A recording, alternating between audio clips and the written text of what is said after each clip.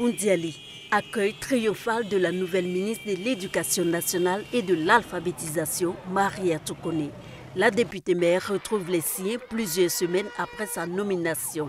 C'est à la faveur de la première session ordinaire de l'année 2021 du conseil municipal de Boundiali.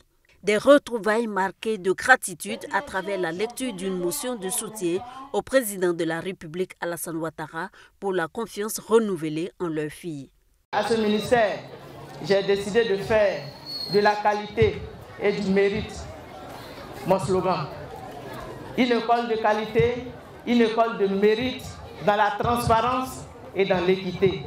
Je demande le soutien de mes parents. À cette énième session tournante, les membres du conseil ont félicité leur député maire Mariatou Kone pour sa gestion transparente du compte administratif de la commune qui enregistre un excédent de plus de 100 millions de francs CFA. Une occasion pour elle d'annoncer de grands projets pour cette année.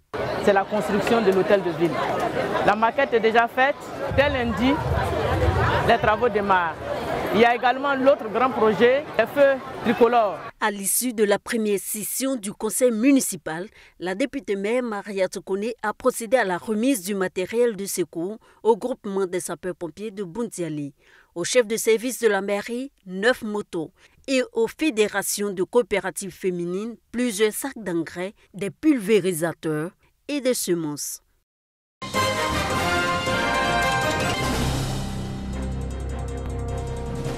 Ambiance festive à la mairie annexe d'Atekoubé transformée pour la circonstance en un cadre de célébration de la fête des mères. Ces mères porteuses de vie et piliers de la consolidation du tissu familial ont reçu des vivres et non-vivres. Des dons composés de sacs à de riz, de pâtes alimentaires, de bouteilles de gaz et de pagnes ainsi que des cuvettes. On nous a magnifiés, on nous a honorés. Vraiment, c'est un sentiment de joie pour nous les femmes. Et je prie Dieu au donateur que l'année prochaine soit meilleure.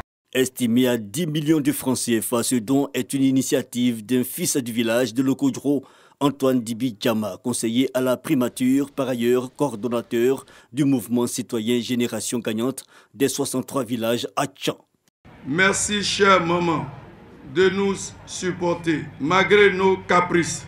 Merci de toujours nous pardonner malgré nos méchancetés. Sans vous, que serons-nous? Sans vous, les desseins de Dieu pour l'humanité ne peuvent pas s'accomplir. Une action sociale qui s'inscrit dans le cadre de la Côte d'Ivoire solidaire, un programme de société cher au président de la République selon Maïzan Kofi Noël, secrétaire général national du mouvement citoyen Génération Gagnante. Plus de 500 femmes de la commune d'Atekoubé ont été honorées lors de cette célébration.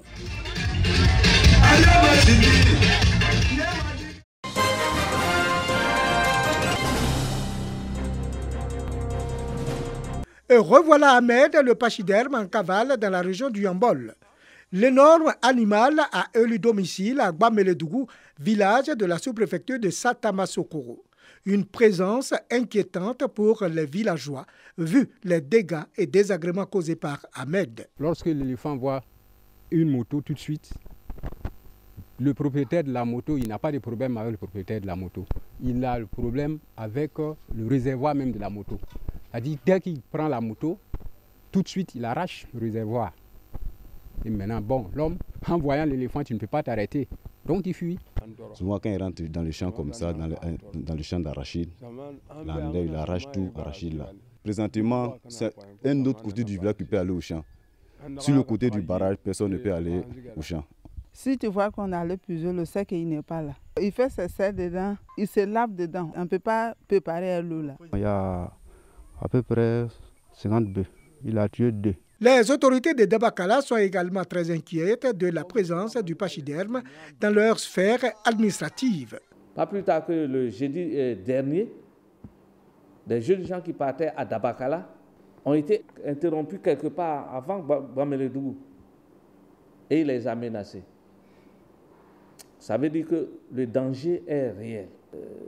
Je me tourne vers les autorités qui ont en charge justement ce domaine pour que Ahmed retourne à Zir Rover ou bien à Lakota où on l'a pris.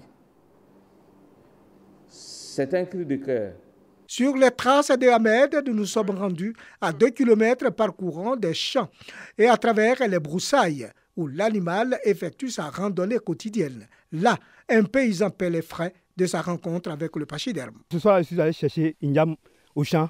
À mon retour du champ, sur un petit tournoi, je vois Ahmed m'arrêter et m'arracher ma moto. Quand il a laissé la moto, j'ai commencé à fuir. Transféré de Guitry à Nzi-Rover-Loge pour limiter les dégâts de Ahmed, la réserve a des limites pour maintenir l'animal.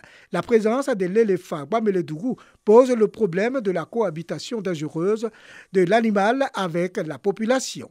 Des populations qui se tournent vers les autorités compétentes pour une solution définitive.